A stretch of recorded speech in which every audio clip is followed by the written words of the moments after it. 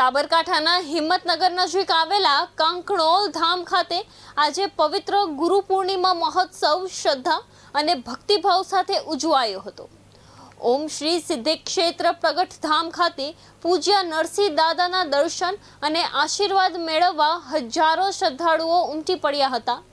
ધામમાં ભજન, સત્સંગ અને ગુરુ વંદનાનો કાર્યક્રમ યોજાયો હતો, જેમાં પૂજ્ય નરસિંહ દાદાએ સદગુરુના મહિમા અને માનવ જીવનના મૂલ્યો અંગે માર્ગદર્શન આપ્યું હતું।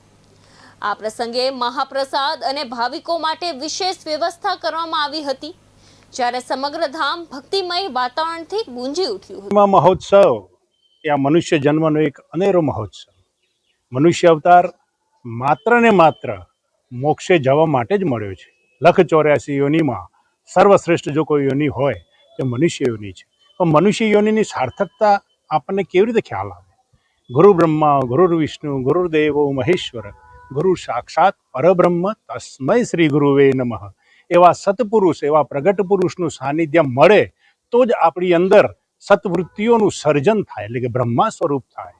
અને એ જ બ્રહ્મ, એ જ સદગુરુ વિષ્ણુ સ્વરૂપે આપણી અંદર જે કંઈ સત્તત્વ સ્થિર થયું છે એનું પાલન પોષણ કરી અને ખૂબ વૃદ્ધિ કરાવનાર છે।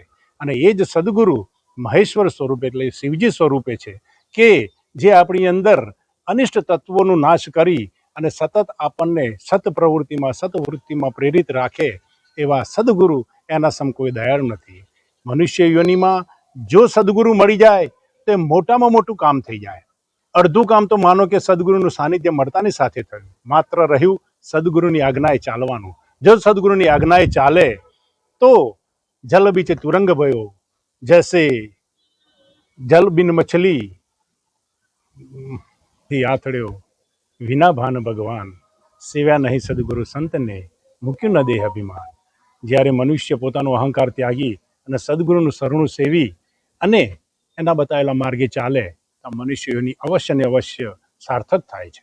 પૂજ્ય દાદાશ્રી એવા કાંકણોલ પ્રગટધામમાં 98 વર્ષની વયે પણ આજે હજારો મુમુક્ષોને આ બોધ દીક્ષા આપી અને સતપંથ ઉપર ચાલવાની પ્રેરણા આપી અને એમના જીવનને સાર્થક કરવા માટે ખૂબ ખૂબ આ વૃદ્ધ श्री सिद्ध क्षेत्र प्रगट धाम की जय।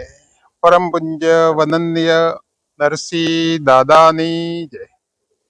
આજના આ ગુરુ પૂર્ણિમાના મહોત્સવમાં સિદ્ધ ક્ષેત્ર પ્રગટ ધામ, જ્યાં વંદનીય અનંત જન્મોની પુરુષાર્થના બરે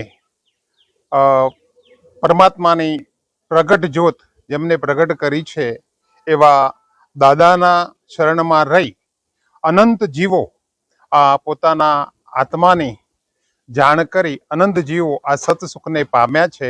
એવી આજના આ ગુરુ પૂર્ણિમાએ આ સિદ્ધ ક્ષેત્રે દાદાના શરણમાં રહી અને અનંત